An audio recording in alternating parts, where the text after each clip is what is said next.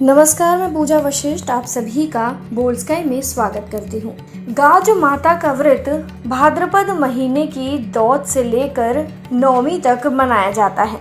ऐसे में आज हम आपको इस वीडियो में गाज माता व्रत की कथा बताने जा रहे हैं। गाज माता की कहानी। एक राजा रानी थे, उनके एक लड़का था। उसे संतान सुख नहीं मिल पा रहा था, इसलिए वो दुखी थे। एक दिन रानी अपनी सहेली के पास गई।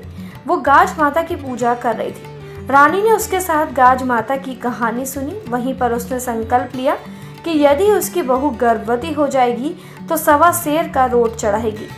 कुछ समय बाद उसकी बहू गर्भवती हो गई। रानी ने रोट नहीं बनाया और कहा, यदि बहू को पुत्र प्राप्त हुआ तो 1.25 सेर रोट चढ़ा दूंगी। बहू के पुत्र भी हो गया। रानी ने फिर कहा, अभी नहीं, पोते की शादी होगी और उसके बच्चे होंगे तब रोट चढ़ा दूंगी। रानी ने 8 तार का धागा हल्दी से रंगकर बहू को दिया और उसे गले में मंगलसूत्र में बांधने के लिए कहा। बहू ने वैसा ही किया और धागा बांध लिया।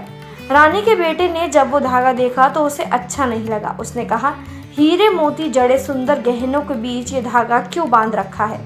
इसे खोलो और फेंक दो। बहू ने कहा कि ये गाज माता का डोरा है। रानी का बेटा बोला, पढ़ी लिखी होकर ऐसी बातें क्यों मान लेती हो? बहू ने डोरा खोल कर रख दिया। रानी ने गाज माता के व्रत के लिए बहू का एक अलूना मोटा रोट बनाया। रानी के बेटे ने पत्नी को मोटा रोट खाते देखा तो कहने लगा, ये रोट मत खाओ, बच्चा छोटा है, तुम्हारा दूध पीता है, उसका पेट दुखने लगेगा। पत्नी ने रोट नहीं खाया और नौकरानी को दे दिया। ये देखकर गाज माता को गुस्सा आ गया। उसी समय आंधी तूफान चलने लगे और बादल गरजने लगे।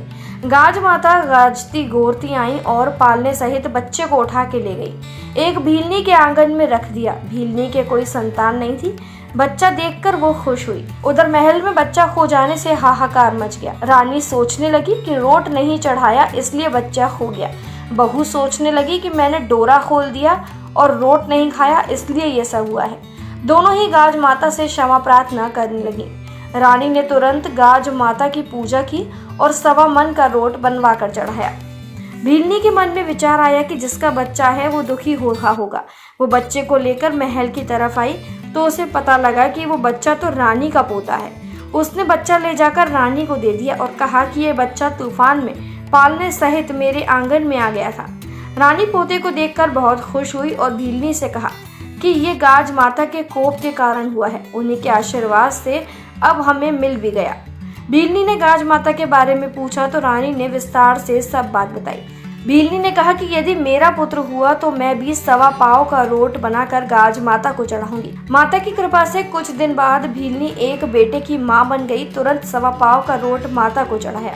हे गाज माता, जैसी रानी और भीलनी को फल दिया वैसे सबको देना। रानी पर कोप किया वैसे किसी पर मत करना। बोलो गाज माता की जय। उम्मीद है ये जानकारी आपको पसंद आई होगी। फिलहाल वीडियो में इतना ही। ऐसी ही और जानकारियों के लिए चैनल बोल्डस्काई को सब्सक्राइब जरूर करें।